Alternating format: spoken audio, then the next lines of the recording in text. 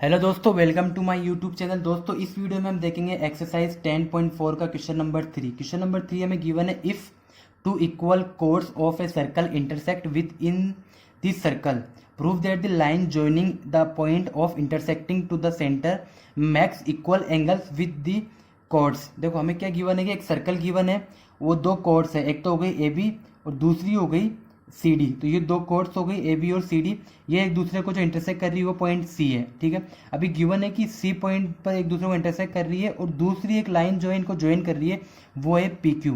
तो इससे जो इनके इंटरसेक्टिंग पॉइंट पर जो एंगल बन रहा है, ये वाला एंगल और ये वाला एंगल, इन दोनों की वैल्यू इक्वल है। ये वाला प्रूव करना है हमें कि इन दोनों की जो वैल्यू है वो इक्वल है, ये हमें प्रूव करना है। तो कैसे प्रूव करेंगे, क्या क्या हमें गिवन है पहले वो लिख लेते हैं। तो सबसे पहले हम यहाँ पे लिखते हैं जो हमें चीज़ गिवन है। गिवन क्या है हमें? गिवन है कि दोनों कॉर्ड्स जो है वो इक्वल है। तो हम यहाँ पे लिख लेते हैं गिवन, हमें क्या गिवन है कि ए बी जो है वो इक्वल है सी डी के, और जहाँ पर ये इंटरसेक्ट कर रही है वो पॉइंट है ई। तो ई हो गया हमारा intersecting point, E is a intersecting point. ठीक है, अब इसके बाद हमें प्रूव क्या करना है? प्रूव ये करना है कि जो ये वाला एंगल और ये वाला एंगल इक्वल है। तो हम लिख लेते हैं कि एम ई क्यू एंगल जो है वो इक्वल है सी ई क्यू के। तो यहाँ पे लिख लेते हैं जो प्रूव करना है वो, प्रूव ये करना है कि एम ई क्यू जो एंगल है वो इक्वल है, तो एम ई क्यू, या फिर हम कह लेते हैं बी, या हम कहते हैं B E Q equal to C N Q.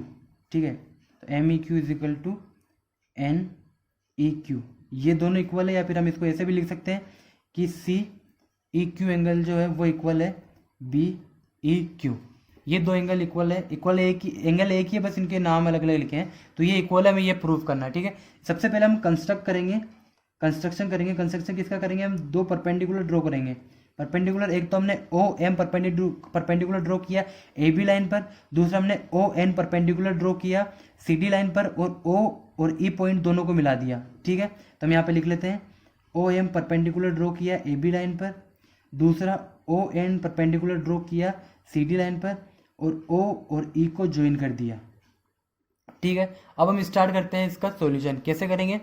अब देखो, हमें क्या करना है कि इस एंगल को और इस एंगल को इक्वल प्रूव करना है। हम क्या करते हैं, हमारे पास एक ट्राइंगल बन रहा है ओ एम ई, दूसरा ट्राइंगल बन रहा है ओ एन ई। इन दोनों ट्राइंगल को कॉन्ग्रुएंस प्रूव कर देते हैं। अगर ये दोनों ट्राइंगल कॉन्ग्रुएंस हो जाएंगे तो ये एंगल और ये एंगल इक्वल हो जाएंगे, और जब ये दोनों एंगल इक्वल हो जाएंगे, इस ट्राइंगल का ये वाला एंगल इक्वल हो जाएंगे, तो ऑब्वियसली फिर ये जो बड़े वाले जो ये वाला कंप्लीट एंगल होगा ये भी इक्वल होगा। तो आइए प्रूव करते हैं कैसे। तो हम यहाँ पे लेते हैं in triangle O M E and triangle ये N E O, N E O, दोनों ट्राइंगल।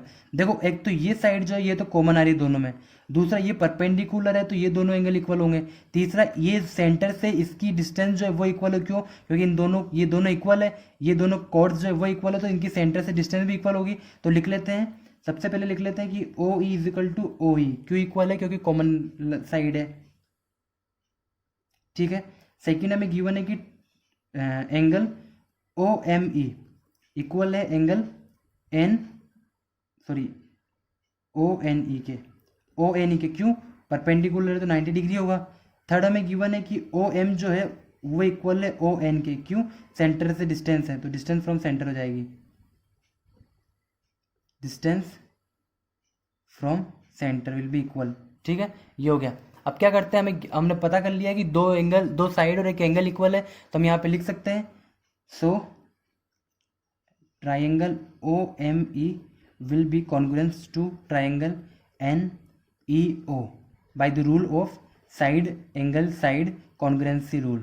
ठीक है, अब ये दोनों जब इक्वल हो गए तो हम कह सकते हैं कि जो हमें एंगल निकालने थे ओ ई एम और ओ ई एन, ये दोनों भी इक्वल होंगे।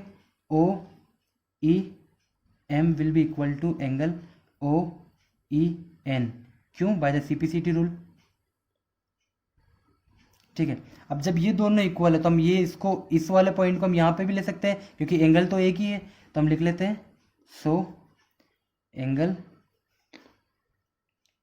सी ई क्यू, और इस ओ पॉइंट को हम यहाँ आगे बढ़ा लेते हैं। ठीक है, इज इक्वल टू दूसरा B E Q, B E Q, ये भी सी पी सी टी है, ठीक है।